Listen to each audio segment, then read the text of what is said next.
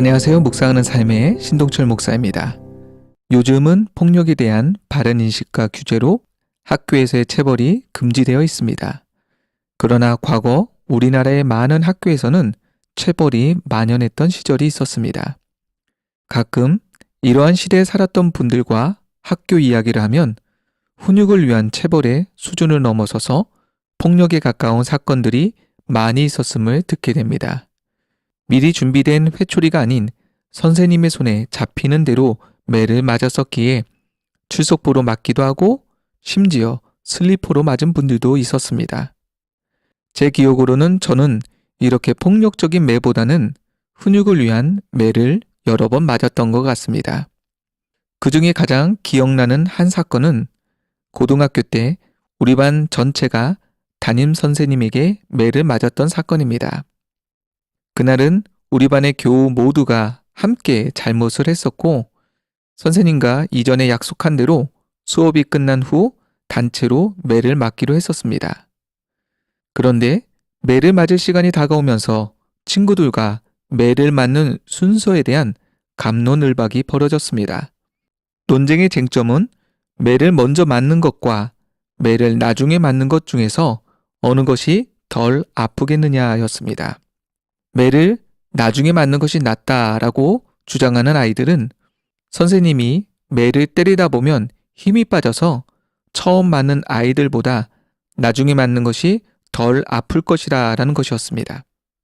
그와 반대로 매를 먼저 맞는 것이 낫다라고 주장하는 아이들은 담임 선생님이 반 전체 아이들을 때리기 위해서는 처음에는 힘을 아끼실 것이고 나중에는 선생님의 팔 힘이 부족해지니 더 힘을 줘서 때릴 것이기에 먼저 맞는 것이 덜 아플 것이며 그리고 나중에 매를 맞으면 기다리는 동안에 앞에서 매를 맞는 아이들의 모습을 보며 느껴지는 공포까지 더해질 것이다 라는 주장이었습니다.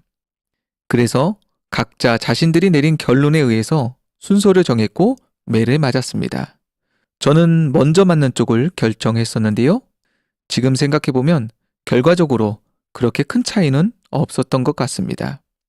그리고 억울하게 매를 맞는 것이 아닌 모두가 잘못한 상황에서 그에 합당한 벌로 받았던 것이기에 당연하게 받아들였었습니다. 성경에서는 종종 불경건한 자의 형통과 비교하여 자신의 형벌을 억울하게 생각하는 말씀들이 나옵니다.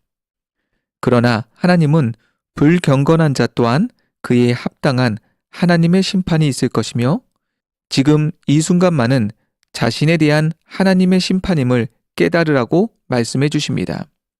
단지 나는 나의 잘못으로 먼저 매를 맞았을 뿐인 것입니다.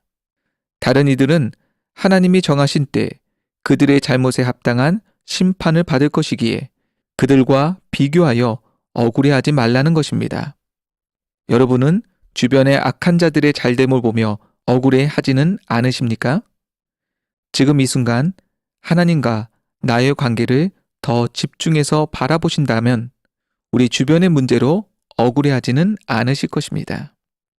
오늘 묵상하는 삶의 내용이 좋으셨다면 좋아요를 눌러주시고요. 계속적으로 묵상하는 삶을 듣고 싶으시다면 꼭 구독 신청을 해주시기 바랍니다.